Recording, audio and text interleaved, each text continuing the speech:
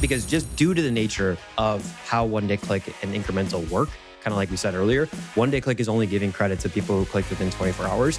By default, it is substantially more conservative than incremental attribution. So we don't want to be misled by one-day click.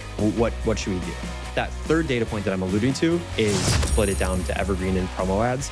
It still ended up being the case that evergreen consistently is stacking up month over month. And that's what compounds, right? It's like if you can make more ads every single month that earn spend in the ad account, then that's what compounds over time and allows you to increase spend. But I think a lot of brands actually kind of forget about that. They're like, hey, they didn't buy. We did all these flows to get them to maybe get a bigger discount over time. But then there was probably one reason why they didn't buy. So talk to that customer about that one reason why they didn't buy and give them a strong discount to still close. Because it's very likely better off and you still have contribution margin on that customer to be gained if you just give them even a slightly bigger discount to bring in those dollars versus them just sitting on an email and SMS list.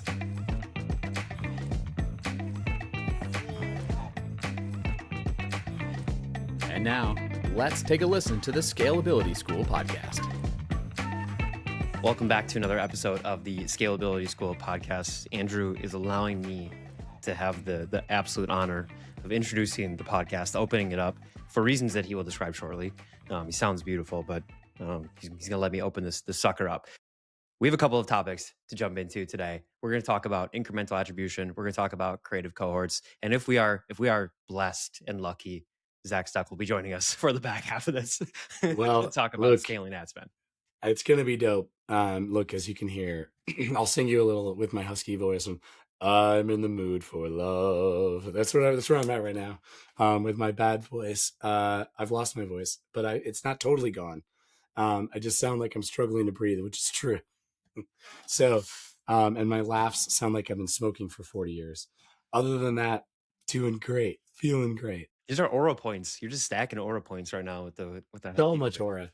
Yeah, people are going to actually require me to do podcast appearances with this voice from now on. So I'll have to 11 labs it and figure that out. I think that, one of the things we love is tactical episodes. And that's what we're trying to get into here, right? Which is around incremental attribution and versus one-day click. I'm really excited to talk about it. So let's go through this. We have some data from the founders community as well, which we'll talk about. But Brett, frame it up for us. Yeah. So we've been thinking a lot about incremental attribution since Meta rolled it out. And I have an N of one kind of sample of a recent experience that we've had where we went through kind of the disappointment, excited, back to disappointment and trying to figure out where we go with incremental attribution. So if it's something that you think of, if it's something that you've been thinking about testing, maybe you've already tested and you've had a similar experience, hopefully you can lean on this to kind of decide, is it worth testing in our account? And should we expect that there's going to be meaningful performance swings? Because, everybody's always looking for, I'm kind of the guy that always asks everybody for a hack at the end of the episode because I like to hear the tactical nuggets. So hopefully you walk away with a kind of an understanding of what to do with incremental attribution from here. But I can walk through, I actually have a bunch of notes in screen shares, and I can just walk through a timeline of a test that we ran through with a client and their experience. And then Andrew, you can always interrupt me and we can ask questions and dig into anything deeper. Does that sound good? Yeah, definitely. I think I'll just mention the community stuff out of the gates, which is people had seen it underperform thus far utilizing IA. Right? So it depends. One member said he saw that it was, especially on remarketing, review through attribution on past purchases was inflating numbers, sees IA align well with 7-day click. Another member said that incremental ROAS and Ads Manager often lands around 90% of 7-day click ROAS when you break it down. And Barry Hot, legendary, said he thinks it's good 90% of the problems he sees because it solves those problems, 90% of the problems he sees, especially on bigger accounts. So it's interesting. It's interesting. It's sort of like people said hasn't been as good, but then overall we're I can see where it's headed and it's going to be better. So yeah, I'd love to walk through it. Sweet. I will flip this over. You're watching this on youtube.com, which is a website on the internet that shows videos. Brad is sharing a screen. But if you're not, and you're just having it in your ears, then, I'm sorry, but you can go and look at the visuals on youtube.com. Somebody the other day I met at a conference, this is true, and said, "Who's the other guy?" when he met me on the podcast. And he goes, I love his voice. I've listened to every episode twice. So some people Love just that. come for the audio. Hey, if this helps you fall asleep at night, that is an acceptable listening method. Kind of an honor, really. Yeah, we're just trying to, we're just trying to smash records around here. So, okay, I will also try to explain what's on the screen for everybody that's listening. So let me frame this up with a little bit of context ahead of time. First off, this brand is in the apparel space. Their AOV is over $100, not quite 150, but it's kind of in that range. Depends on the seasonality and what products are popular. And they have actually a fair amount of organic traffic. They influencer like posts, things like that. So if that's helpful for context for brands that are thinking about this.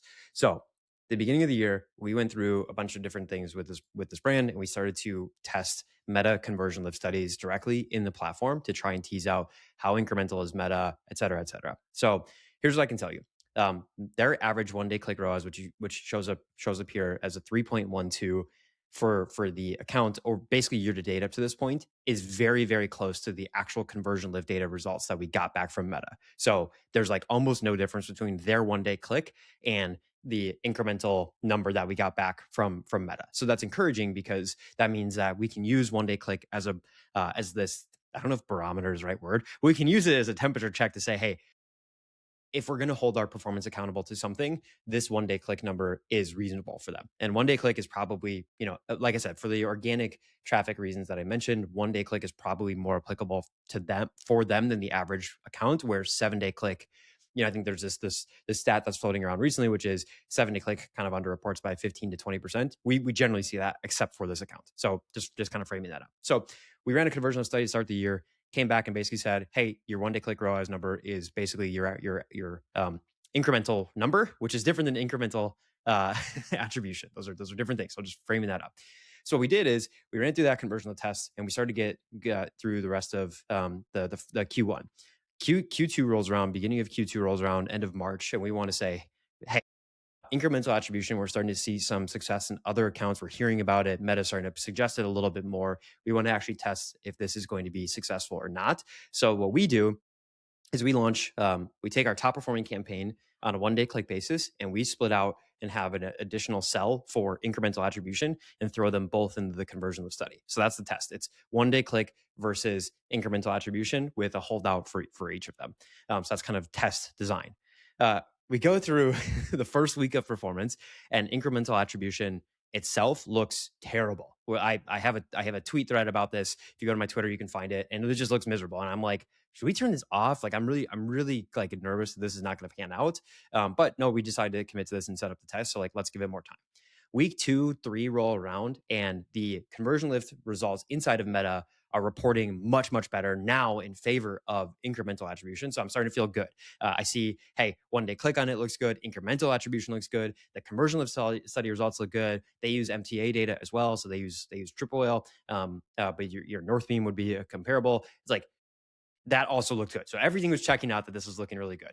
And then we get to the end of the test, and the results basically say incremental attribution is substantially more incremental than 1-day click. So there's throwing around the word incremental like a million times.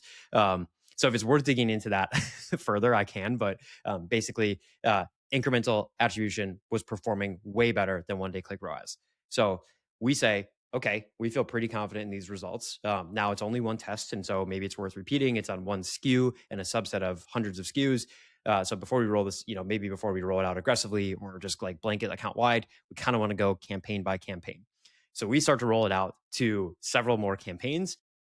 And what has ensued over the last couple of weeks is, I think, what's really the visuals behind me. And I can go into that in a second. Andrew, do you have any questions or like anything I can clarify before I dig into like what we've been seeing more recently? I mean, I think the big thing that you mentioned is basically like it was the patience that sort of paid off for you. Like, and that you're using incrementality as like a main measurement guide. You know what I'm saying? Like it's so much around like, is this truly incremental? And you waited, which is really hard for a lot of people to do both of those things. Yeah. Yes. Yeah. Very, very difficult, especially after that first week. It started to look miserable. And when I say look miserable, it's like Triple Whale looked bad. One Day Click looked really bad. And it just seemed to take some time. And that's the sentiment that I've heard in the Foxwell group from people is like, hey, either generally speaking, at first, it's not going to look great, but over time it starts to get better.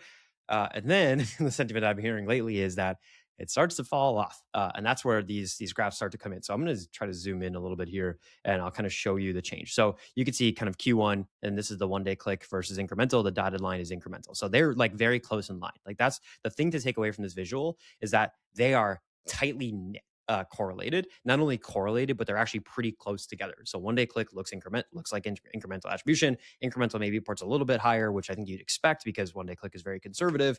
But then we start to have things trend off aggressively over time. So I'm highlighting on the graph, March 25th, we start to see this deviation from 1 day click and incremental attribution. They still follow each other from like a correlation standpoint. They're still pretty close, but the gap between those two lines starts to grow substantially. And there's a couple things that happened around this time, and that's where we're like from then to now is what we're trying to dig into and understand.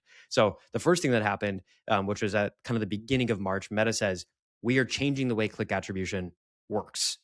We are going to say an outbound click is click attribution, but engagement, the kind of engaged version of that is going to change. Even though a click to a profile, a click to comment, whatever, things that used to historically have been counted as click conversions, that's now moving to an engaged. So that changed. And then so that changed and then started to roll out to other accounts that they announced at the beginning of March. I think later in March, it started to roll out. That was one of the big things. We ended our test probably at the beginning of April, and we started to roll out the test then as well. And that's kind of since those things have happened, the kind of ensuing results have been there's this deviation in 1 day click and incremental attribution. So that's an insight. And our question now becomes, is there a third data point that we can look at or a couple more data points that we can look at and ask the question is like, well, which one should we trust? Should we go back to 1 day click and use that as our guide, or should we lean into incremental attribution?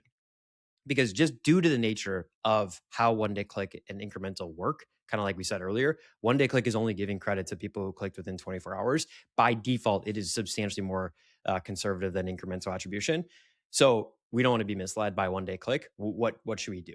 That third data point that I'm alluding to is Triple Whale MTA tool. Historically, Triple Whale has like largely followed the 1 day click. And so we've built up a lot of confidence in 1 day click in the platform because we've spent 3 years using 1 day click. It's worked extremely well for those reasons. And that is now also deviating very substantially from incremental attribution. Not to continue this yap, but I'll pause in a second. But you would also expect that because Triple Whale is using click-based. It's click-based. So like it's not completely unexpected. And at the same time, the deviation leaves us a little bit concerned. The final data point that we used to kind of look at this more recently is, well, how did the actual new customer sales for these products look over particularly the last couple of weeks? We've had Memorial Day recently, so that certainly throws it off. But we've definitely noticed a downward trend in the overall efficiency. So something that we like to do for brands that have multiple products or product categories is take as much as we can, look at product level sales with product level spend. It's not perfect, but it allows you to see trends over time. And so if I were to take new customer sales of SKU A divided by spend for SKU A, what is that product level MER? That has gotten less efficient over the last couple of weeks. So what that's leading me to say is, okay, well, where do we go from here with this information? We are actually going to start deviating back to 1 day click in the short term until we feel more confident in incremental attribution. Maybe we need to run a new conversion lift study. But all of that to basically say, I don't really feel confident in incremental attribution for this account at this point in time, because it just seems to be heavily deviating from the performance that we did see, even though we started to validate it with an actual conversion lift test inside of Meta. So that's my personal anecdote. One other anecdote on incremental attribution, another account, same thing. Like it started off really slow. It got really strong for 2 weeks. Last couple of weeks, it's been miserable. So we're just turning it back off, going straight back to the 7 day click over there. How much are they spending, by the way? They'll spend 150, 200K a month. And what's your hypothesis? So this is what it is now. But what's your hypothesis about like how this is going to change in the next 6 months? Yeah. I have this brand because of the organic trend of this brand. That's why I've thought that one day click is, and we've kind of experimented, and one day click has been the more reliable thing to use. 7 day click for them gets a little bit too wild because if they have an organic moment or something pops off, Meta does not react quickly enough to bid back down. They use cost controls as well, pretty heavy on cost controls, cost cap, and min ROAS. Meta doesn't throttle back down quickly enough using 7 day click. It still doesn't with 1 day click either, but we can manually make some adjustments there. And so 1 day click for that reason feels better. The reason we liked incremental because it opened up. It was the theory was it would open up maybe the the delivery a little bit more and be a little less conservative on who we're bidding for. Now, obviously, we could change our bids, we can increase the budget, we could just force more spend into 1 day click. But the idea, and I think this is why Barry likes it. Barry had a great explanation on Twitter. It's like in theory, it should solve all of the 1 day view weird issues that you get. But I think the only hypothesis that I can really think of for this brand right now is that incremental attribution is not it's not doing a great job for this account at teasing out what's actually incremental, and it's still conflating that with some of the view-based conversions, some of the engaged conversions, and some of that organic demand. And so what it thinks is incremental is actually purchases that I guess would have happened anyways, which are not incremental. What I think will happen, what I hope will happen is, I mean, credit to Meta. They allow you to do conversion lift studies and they'll make you spend absurd amounts of money. And they want this product to solve the problems that people are having. Like they're the ones that are saying they're pushing people to test these things. And so I think as more conversion lift studies are run and as more brands are doing this, I think incremental attribution should only get better. So I think 3 months, 6 months from now, we should be retesting it for this brand. It's going to be a wait though. It's that with IA, they just don't have the data now, like, or as much data as they could have. Like, it's still too limiting. Or is it sort of one of those things that we see on Meta where it's good initially and then, like, as more people adopt it, it goes down? Like, or, like, or do you see that happening in the future? Or, like, what is it, do you think, mechanically that was holding it from not performing the same way? Or is it too generous? Is it the opposite? I mean, I kind of am reading what you're saying, but there's a little bit of both. It's like some of it's limiting, but some of it's also just like, seems like it's kind of putting it out there too widely, and that's what you thought was going to happen, but it didn't. Yeah, it's a good question. It would be interesting if somebody from Meta, unfortunately, they just had a bunch of layoffs, so hopefully no people in the incremental attribution department, because it would be very interesting to hear from Meta how it actually works. So my understanding of how incremental attribution works is that there's tons of brands at any given time that are running conversion lift studies on Meta, and Meta used those to inform building this new optimization algorithm. I don't know exactly how they would describe it, but historical conversion lift studies were used to build this model, and that's how it optimizes. I think the tricky thing about that is like there's so much difference, and this is true of 1 day click and 7 day click as well, but like there's so much difference and uniqueness to each individual brand depending on how much organic traffic they have, how much spend they're getting from other channels, the industry. Like there's so much nuance in between those that maybe for this brand, the mean of what they built conversion incremental attribution on top of just doesn't apply yet. Because here's the other thing that I didn't say. Like we've continued, particularly over the last, before we made the decision to shut this off, we've continued to dial back the bids and tell Meta, hey, we're not happy with performance. Like we should dial this back. And it's continued to basically spend regardless of that. It's not adjusting the way that 1 day click or 7 day click does to bid changes. So the only hypothesis that I really have at this point is that they built the model on kind of the average of the conversion of studies, and just that's not working for this brand at this point in time. I know a couple of brands that spend the majority of their budget through incremental attribution, so it's very possible that it works. I'm curious if people are spending on multiple attribution types, and this needs to be one of the subsets of them, and if they're reaching a different pocket of audience, but to the different pocket of audience, like we're not actually seeing really different delivery. There's a lot of overlap between 1 day click and incremental attribution.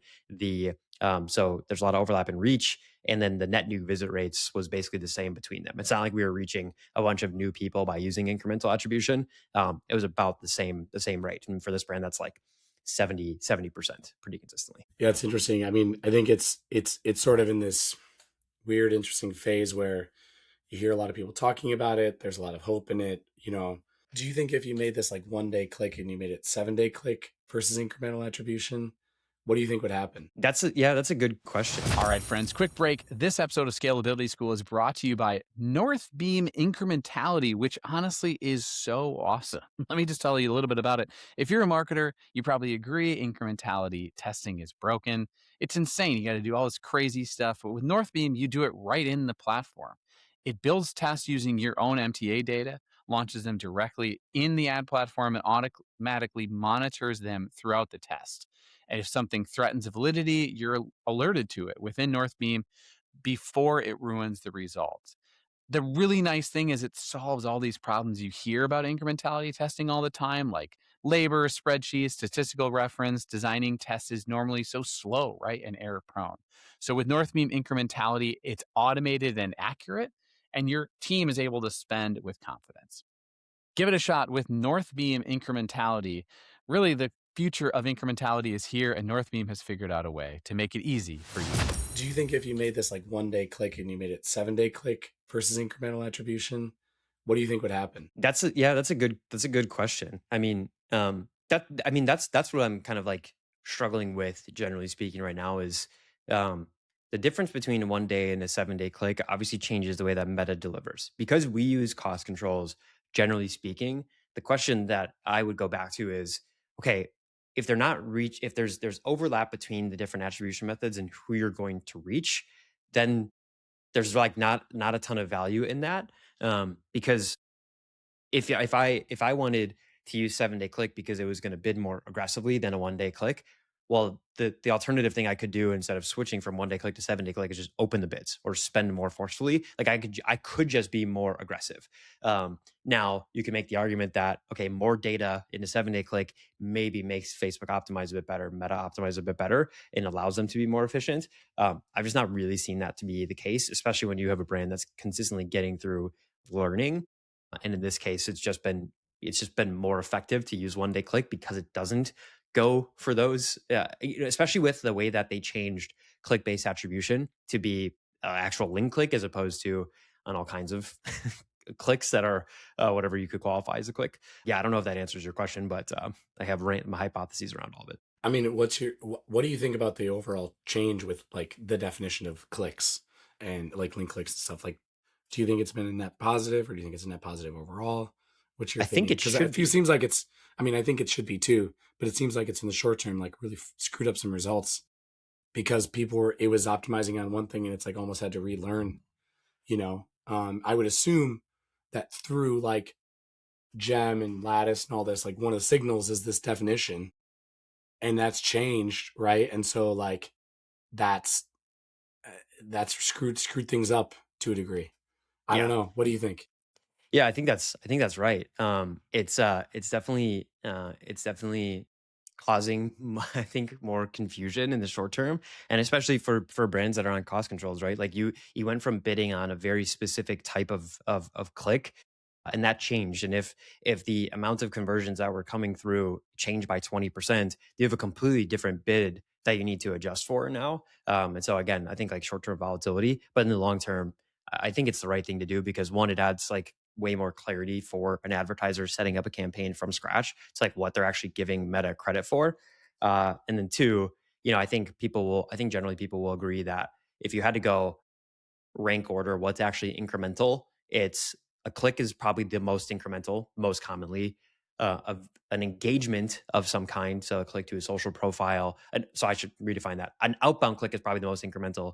The next range of what they qualify as engagement, it's video views of some sort, it's clicks to profiles, it's likes, it's whatever. It's probably the next most incremental, and the view is the thing that's least incremental. But how's that changing with short form video content? And apparently, Zoomers don't click ads, or that's the story. So yeah, I mean, in theory, it all sounds great. It's just TBD how it all continues to play out. Oh, Zach's here. Hey, what's up, dude? Hi guys. How you What's up? doing? So let's talk about the creative cohort spend analysis that you pulled. Like, what's the context of this, Brad? I'm interested to hear about it. So creative hit rates, creative volume, that's been like a topic of discussion. Motion put out an awesome, I don't know exactly, I don't remember what they called it, but it was like the creative, I don't know. They put out this 2026 creative PDF. It was like 80 pages long.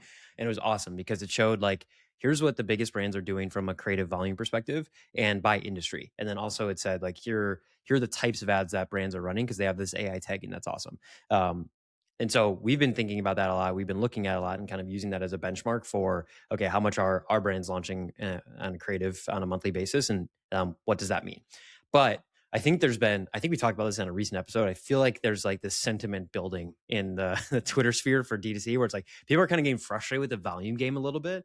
And they're leaning back towards hit rates, making better ads, spending more time, being more thoughtful. And I think that's a fair exercise. I'm still definitely in like the creative volume is important camp because you have to take swings.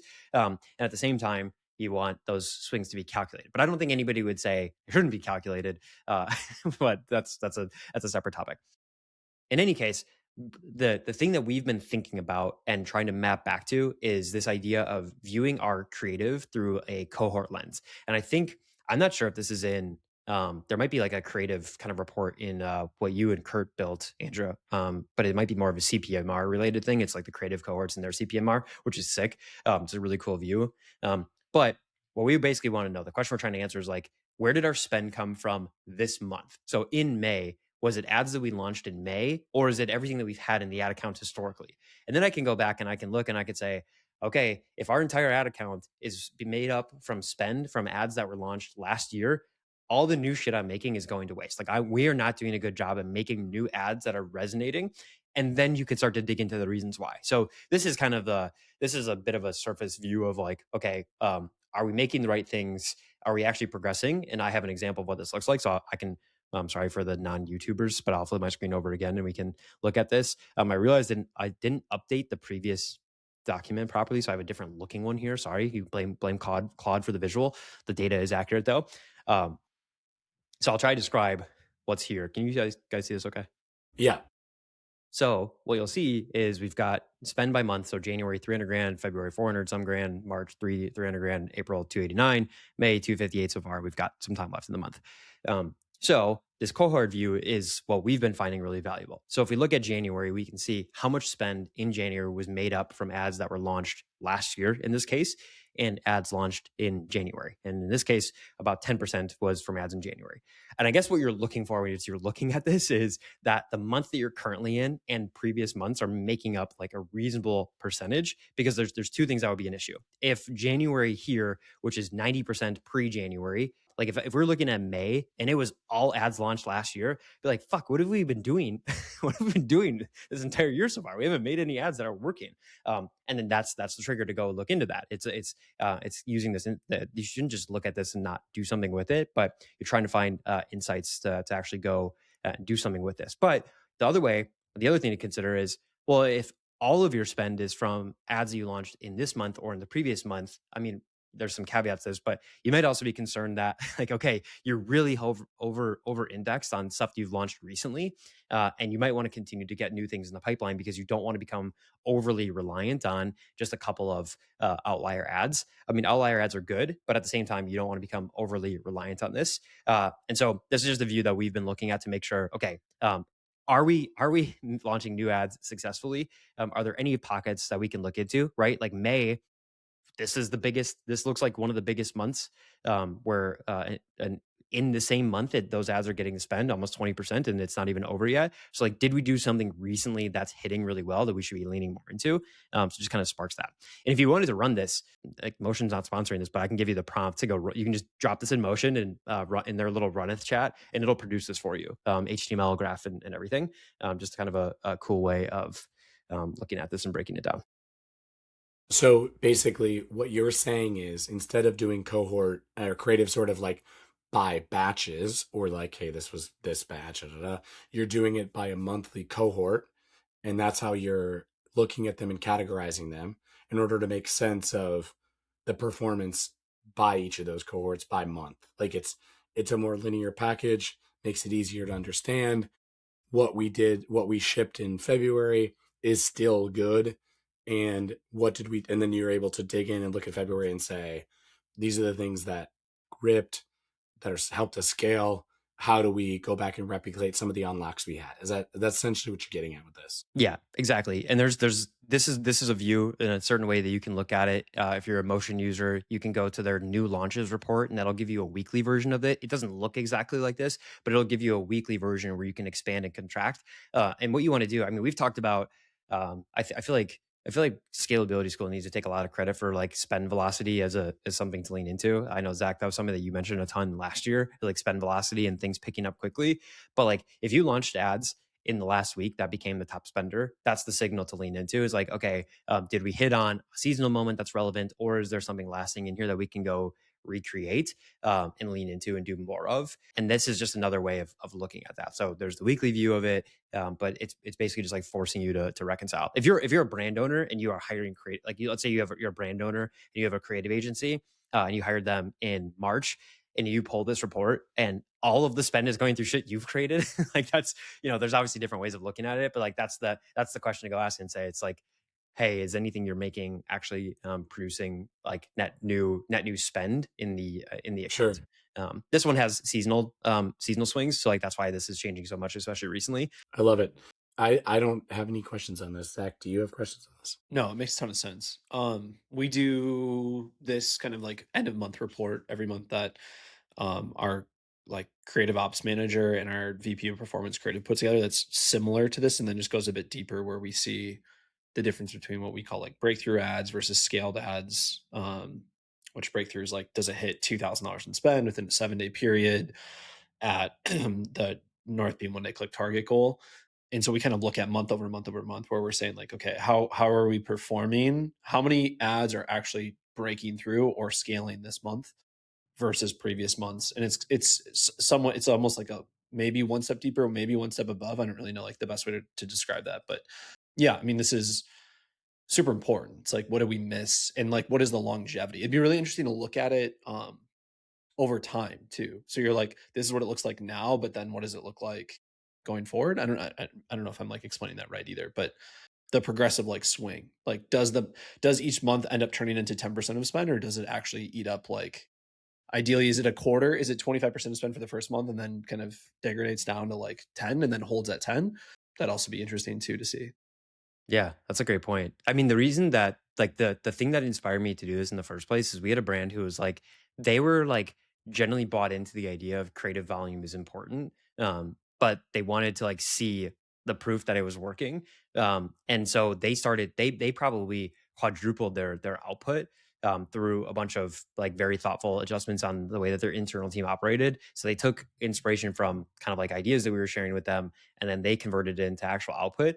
And it was just important for them to make sure like, hey, did what we produced 100 ads this month, and that's up from the 20 we were previously locked into. Did those do anything? And so it allows us to look back and say, yes, they worked. But here's another way to split it. It's like 50 of the ads that you gave us were for a promo that lasted 3 days. And so like that's useful, but like, and it makes sense because promo spends harder and over a shorter period of time.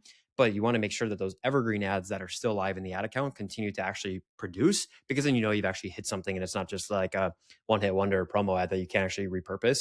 And so it was just like validation for them that what they were making was working. And when you split it down to evergreen and promo ads, it still ended up being the case that evergreen consistently is stacking up month over month. And that's what compounds, right? It's like if you can Yeah. make more ads every single month that earn spend in the ad account, then that's what compounds over time and allows you to increase spend for the year. Talk about, there's this guy, Zach Stock, who has this brand called MarsMen. And it says, we're going to go into now how MarsMen scales on next month's repeat revenue, which is kind of a hot topic.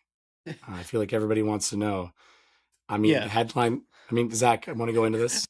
Sure. I mean, Brad, do you want to like tee this up anymore? Is that enough for me to? Yeah, Just I set mean down? the frame. I remember we were having a conversation one time, and one of the things that you mentioned is like one of the things that we think about for pushing spend aggressively. Now you guys have hit an insane growth rate and MRR, and so and you're pushing growth aggressively. And I look in brands that have solid repeat rate all the time, And maybe they have different profitability goals, they have different growth goals, whatever. But like often, it's uncommon that the brands are not being aggressive enough in scaling because they haven't done the financial homework that you guys have done to understand like how much can we spend into this. And one of the things that you mentioned that you use is like a guide for this. Is like, well, okay, if we know, and I might not be framing this perfectly exactly the way you phrased it, but you said, hey, if we have an idea that our repeat customer revenue next month is going to be, I'm just going to pick a number. It's going to be 500 grand. I'm probably selling that very short for Mars. Like it's going to be 500 grand. It's like, well, we know we're going to have 500 grand in cash. We can spend into that, like at least that much next month, because we want to be aggressive. So I'm sure there's a lot more context and things that go into making the decision, but it's at least maybe safe because you have the cash to be able to spend into that. So that's the framing. Yeah. So at the end of the day, like this is where these MRR businesses or subscription businesses scale so quickly. It just comes down to this simple model, which is if I can forecast for this example 500K in recurring revenue, and I know that my OpEx is going to be 100,000 for the month. I know that I need to maybe run at like a 1.8 or a 2 to, let's just call it a 2 MER, or 2 blended ROAS, whatever term you want to use, um, to still maintain profitability with 100K OpEx. I then know I could spend that full MRR into it. And as long as I know if I'm trying to achieve a 2 MER, I have to be at a 1 new customer ROAS. And so if I can stay at a 1 new customer ROAS, I can still hit my target and I can keep going. The nice thing about this is like with time and with more scale, that MER can actually go down, as long as your OpEx doesn't offset it too much, meaning that like, let's just like ratchet up those numbers a ton. So let's say our MRR is 5 million a month now, for example, and we know what our OpEx is. Maybe our OpEx is a million a month now. I don't know, for example. And so with that, because we have such good margin and we know we're going to do 5 million in returning, we might be able to say, hey, we can run at a 1.5 MER now in total. So I can still spend that full 5 million in revenue and do only 2.5 million in revenue to average out to a 1.5 total MER. So again, like this is where with more scale plus the returning customer revenue, when you can forecast that returning, it like just that's where things really start to compound. I think the thing that's been really interesting for us is candidly like there's so many things that you do in these subscription businesses that will have like a fundamental changes on like forecasting that returning customer revenue that could have big impacts on like how you think about the business. So let's say you run a sale at the end of a month, 1 month, and your CAC goes down and you scale into it. The next month, you could assume, depending on how many percentage of those customers are 30-day customers versus 90-day customers, you might see a big spike at the end of it. But let's say like you run an offer where your 90-day subscription versus 30-day subscription is a bigger discount. So out of nowhere, that becomes a larger percentage of your customers at the end of that month.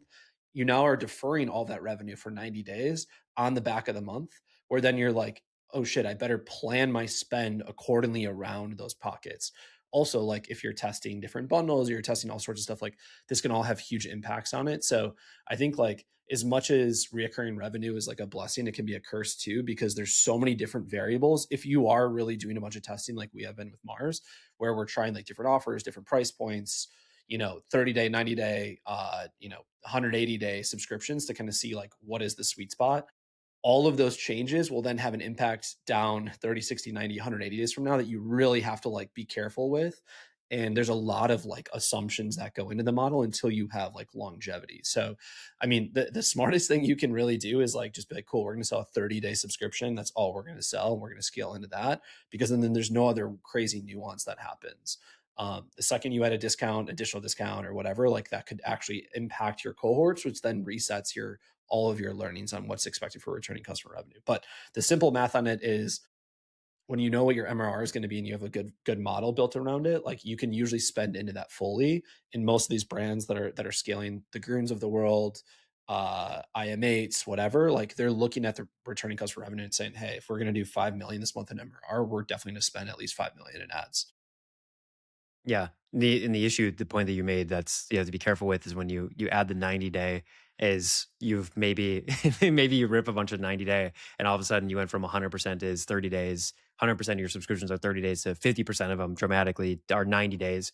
Well, if you don't change your cohort math and your cash flow forecast to account for that, you're going to spend into all of that, but you're actually not going to realize that cash for another 60 days beyond that. and that's where you put yourself into a funky cash position. So that's what Yeah, you're saying about keeping it simple to avoid the cash those position plus surprises. then like running different discounts throughout different times of the month too. So like maybe you run a discount like 4th of July is in the half of July, Father's Day is on like the back half of the month, or like Mother's Day is in the back half of the month. So like depending on when you're running those sales, it's also going to have fluctuations on the returning, which then ideally you're looking at, okay, I did 500k of MRR, I can spend 500k. You have to really be cautious of when you're spending into that 500k around all of those moments that you've made historically. Otherwise you can overspend in the front half of the month, and then you don't have enough budget on the back half when CAC is actually really good. So Can we talk about the forecasting and how often you're reforecasting? Like, is it built on subscription base, repeat purchase cohort curve? yeah. Like, is it a simple percentage? Like, what is Yeah, so we just rebuilt our entire model this week because we had some issues candidly for May of us like missing, but um all learning opportunities for us. But we we just rebuilt it where it actually goes down to the individual customer level, and then is now starting to pull in all sorts of moments around that individual customer. So we basically look at who that customer is, what they paid that first day, if there was a discount or not. We factor that into the retention curve of that individual based on us knowing, hey, sometimes when they use a discount, they're much more of like they're not as the longevity of that customer is less because they're more of a discount shopper and they're more likely to cancel. So we're applying retention curves based on the decisions they made and the sales price point or whatever they did on the front end. Plus, then we're starting to pull in other things like we're going to start pulling in things from like Gorgeous or a CX team to say like, did this customer reach out through our portal to cancel, but then they stayed on because we gave them an additional discount? What does that mean for the longevity of that customer? So now we're getting down to the per customer basis. Where candidly, like prior to that, we were looking at it more holistically. We were saying, okay, how many customers bought on this day 30 days ago? Look at that monthly cohort, look at the churn for that cohort, and just kind of make a lot of assumptions. But at the scale that we're getting to now, like we had to look at it as granular as we possibly could. The thing that's really interesting now is we're taking this forecast. We're basically saying, okay, again, simplified numbers: 5 million in MRR this month. We want to do 10 million in revenue. We can run it at 2 blended ROAS, which would mean that we'd have to run at a certain degree where we would still maintain profitability, offset our OpEx, all that stuff. We're then saying, looking at our forecast, we're then saying, okay, new customer target is 5 million in revenue. How do we go hit 5 million in revenue? We're breaking down our targets by channel and estimated orders by channel every single day. So now we're looking at like not just orders or NC or CPA from Facebook or one day click. We're literally looking at, did email SMS drive the correct amount of customers? Did organic drive the right amount of customers, like by channel? Because again, like at the scale that we're getting to, if like one of those channels misses but everything else is hitting, we could miss our target by 6 figures, potentially even 7 figures a month. So it's been really cool to actually like be able to start to diagnose it that way and actually look at it on a per day per channel basis, because I don't think many brands get to the point where they're doing enough volume where then it actually validates like, did email actually drive 300 customers today, yes or no? Because it's just like too granular, too segmented based on size. But now that the numbers have gotten big enough that we can actually like keep an eye on the trends, like it's really helpful. Also, then we can plan, hey, if we're going to run a promotion, email can be flat for the first half of the month, but then during that sale period, we expect it to actually pop up. We also, have the indication that like, new customer CAC is going to drop on these channels, but maybe it doesn't move on podcasts because that's linear throughout the month, things like that. So, yeah, I mean, forecasting is important for all businesses, but especially for subscription, like you have to really dive into it. Otherwise, like you will either not grow as quickly as what you possibly can, or you'll actually inverse, which is like you're not thinking enough of how many net new subscribers you need to add and what performance needs to be on every single channel for you to actually add net new subscribers. Because for the most part, most of these subscription brands are only growing because they're adding net new, because likely most of them are churning the same amount as they're adding in. So everything above and beyond that is like the real growth path. And the podcast point is interesting because it's like those are the things and like I think a lot of people, it's like maybe they put together a monthly view, but the day to day can shift so much. To your point, for a promo, even like week or day to day trends, like maybe your weekends are more aggressive, maybe they're slower, depending on the category that you're in. I have two follow-up questions on that.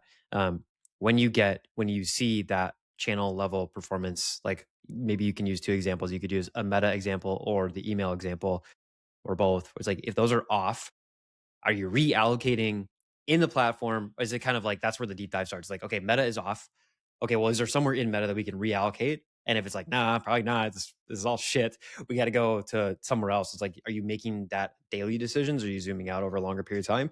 And the mini follow up to that is like, what are you using as the, I guess, like source of truth? Are you using just like MTA data, or are you using platform data just kind of normalized? Yeah. So for the CAC by channel, we're using last click to dictate that. And then we kind of back into a last click and then an MTA to kind of like figure out for our paid channels, like what is the happy medium there. So that's kind of like the blend. At the end of the day, it's like, we've had, so for example, like email and SMS has been falling short based on our daily targets. And we're trying to figure out, okay, like what's happening on email and SMS that's not allowing us to continue to like perform at the levels and the growth that we need to see month over month and from those channels. And so for us, it was like, oh, well, we run a subscription offer, like a discount, 50% off your first purchase and like for life on that subscription.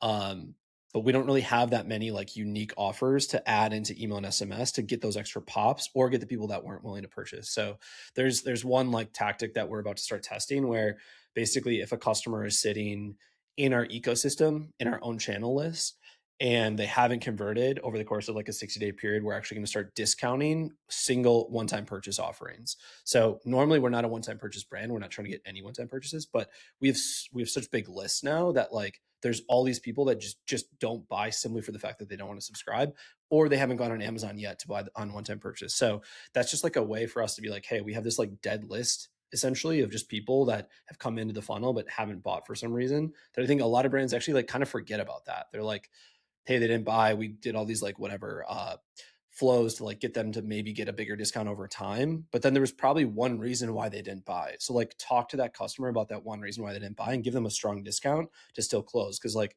it's very likely better off and you still have contribution margin on that customer to be gained if you just give them even a slightly bigger discount to like bring in those dollars versus them just sitting on an email and SMS list and then just like dying off because you pull them from the list because they don't interact. So yeah, there's like little things like that we've found by digging into, hey, email and SMS is off for that day. What can we do to actually get those extra pops throughout the month? And yeah, same thing kind of with paid. I mean, paid, it's more the typical analyzing. It's like Apple Oven's off this week. Okay, what are we doing? Have we not, have we tested a quiz funnel to Apple Oven, or are we just running listicles or whatever, right? So it's like landing page creative, the whole gambit of normal funnel optimization stuff. Have you, so the thing you just said about like the retention, you guys running the same playbook then for people who have like lapsed as customers, like they tried it for 2 months and they unsubscribed and now you have to do this whole win back to get them back on board? Are you guys good? Same thing, one time purchase or pushing them to Amazon?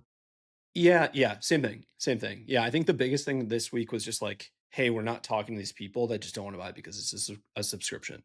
So it's like, let's just go clean that up first, because that's probably hundreds of thousands of revenue like every single month if we just give them a proper discount to come in one-time purchase at like not quite our subscription offering, but like an in between our one-time purchase and our subscription price. So yeah, and then next would obviously be like lapsed customers. The interesting thing about supplements and lapsed customers is like very, very low chance of their ever. We've tried things before in the past, like free gifts and shit, and just like doesn't move the needle. So yeah, we've attempted it, but I would say like there's probably still more room to fix there. I mean, absolute banger. I tried not to talk very much because I sound terrible, but Brad, appreciate you asking good questions. Zach, thank you for sharing. Is there anything else you guys want to go into? No? Yeah. Okay. All set. Husky Foxwell signing off. Thank you for listening, and we'll talk to you guys soon.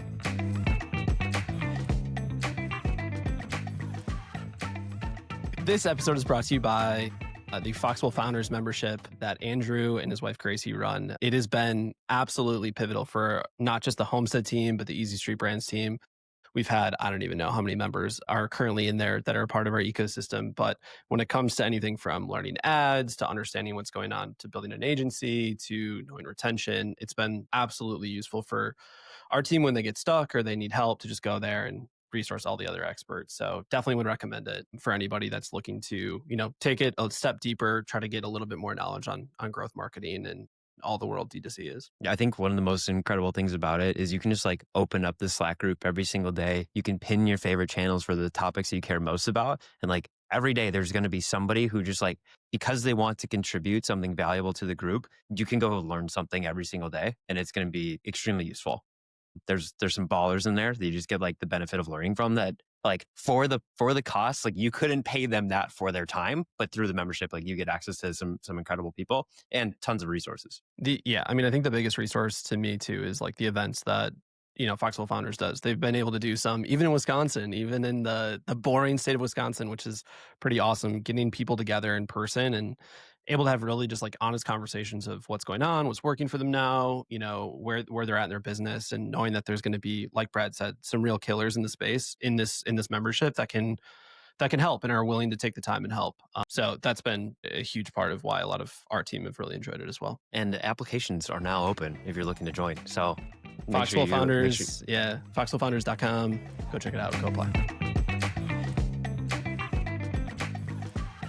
The only way that we grow this podcast is by you sharing it with your friends. Honestly, like reviews kind of don't really mean anything too much anymore. They're really meaningful, but they don't do a lot for the growth of the podcast. And so sharing YouTube links, sharing Spotify links, sharing Apple, whatever we call it under the podcast app now, anything you can share, the better we're going to be. Guys, anything else you want to say on this? Yeah, please go check us out on YouTube. Rack up those views for us. We'd love to see it. And then subscribe. Make sure to subscribe on YouTube as well. And I relentlessly refresh the YouTube comments because it dictates my mental health for the day. So please say something nice about all of us. Thank you, everyone. Thanks, Thank everybody. you for listening, honestly.